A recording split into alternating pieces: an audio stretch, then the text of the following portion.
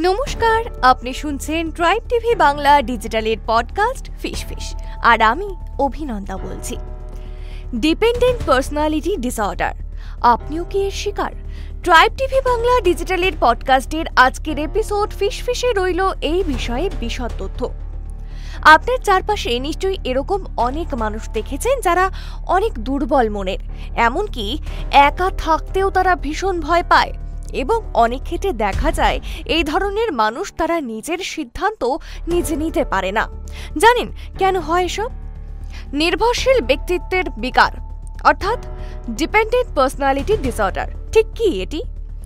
DPT বা নিজস্বতা নির্ভরশীল ব্যক্তিত্ব বিকার একটি মানসিক স্বাস্থ্য সমস্যা যা ব্যক্তির অন্যদের উপর অত্যাধিক নির্ভরশীলতা এবং স্বাধীনভাবে কাজ করতে অক্ষমতার মাধ্যমে চিহ্নিত হয়।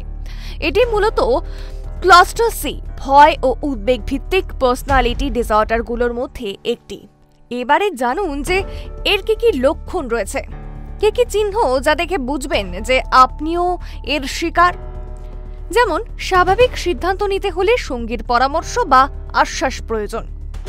স্বাধীনভাবে কোনো কাজ শুরু করা কঠিন মনে হওয়া। একাকিত্বের ব্যাপারে অস্বস্তি এবং অসহযোগিতা, যে আমি সহজেই একা থাকতে পারি না এমন অনুভূতি। বিরোধ বা সমালোচনা সহ্য করতে পারা কঠিন, কোনো কারণ ছাড়াই সবেমাত্র একমত দেখানো। সম্পর্ক শেষ হলে নতুন কাউকে দ্রুত খুঁজে নেওয়ার প্রবণতা। ভয়, আত্মবিশ্বাসের অভাব, নিজেকে অযোগ্য মনে করা, অত্যাধিক সেবা নিতে যাওয়া ও অন্যের কাছে বাধ্য মনে হওয়া। জানাবো DSM-5 অনুযায়ী ব্যক্তির এটি শুরু হতে হবে কৈশোর বা কিশোর অবস্থায় এবং অন্তত 5টি বা ততোধিক লক্ষণ থাকতে হবে নির্ণয়ের জন্য। এই লক্ষণগুলি শুধুমাত্র ব্যক্তির তত্ত্ববিরোধে নয়, তাদের দৈনন্দিন কাজ ও সম্পর্কেও প্রতিবন্ধকতা তৈরি করে। কি কারণ রয়েছে জানেন, এবং কি ঝুঁকি রয়েছে? ডিপিটির কারণগুলো পুরোপুরি স্পষ্ট না হলেও যে কারণগুলো অত্যন্ত গুরুত্বপূর্ণ তা হল জেনেটিক ও পারিবারিক পটভূমি। পরিবারের পার্সোনালিটি ডিসঅর্ডার বা উদ্বেগজনিত রোগ থাকলে ঝুঁকি বাড়ে। কৈশোরকালীন পরিবেশ, অত্যাধিক সুরক্ষা বা কর্তৃত্বপরায়ণ, বাবা মা, নিপীড়ন, অবহেলা এবং এসব মানসিক বিকাশে নেতিবাচক প্রভাব ফেলতে পারে। আবেগগত ও সাংস্কৃতিক অভ্যেস, নিজের প্রতি আস্থা কম থাকা, অনিশ্চয়তা ও নির্ভরযোগ্যতার অভাব, এগুলি পার্সোনালিটি বৈশিষ্ট্যে প্রভাব ফেলে।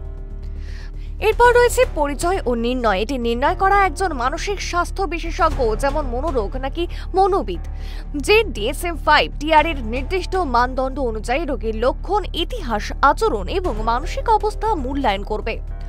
অন্য যেন কোনো শারীরিক কারণ না আছে সেটা দেখতে ফিজিক্যাল পরীক্ষা বা রক্ত পরীক্ষা করানো হতে পারে। কি চিকিৎসা রয়েছে, কি ব্যবস্থা রয়েছে? মনোচিকিৎসা, কগনিটিভ বিহেভিয়ারাল থেরাপি নেতিবাচক চিন্তা ও আচরণ চিহ্নিত করে সেগুলো বদলাতে সাহায্য করে, আত্মনির্ভরতা, স্ব-আস্থার দিকে এগিয়ে যায়। সাইকোডাইনামিক থেরাপি শৈশবকালীন ঘটনার গভীরে ঢুকে ডিপেন্ডেন্সির উদ্ভব ও প্যাটার্ন বিশ্লেষণ করে। যদিও থেরাপির সাথে ডিপেন্ডেন্সি তৈরি না হয়, তার প্রতি সতর্ক থাকা উচিত।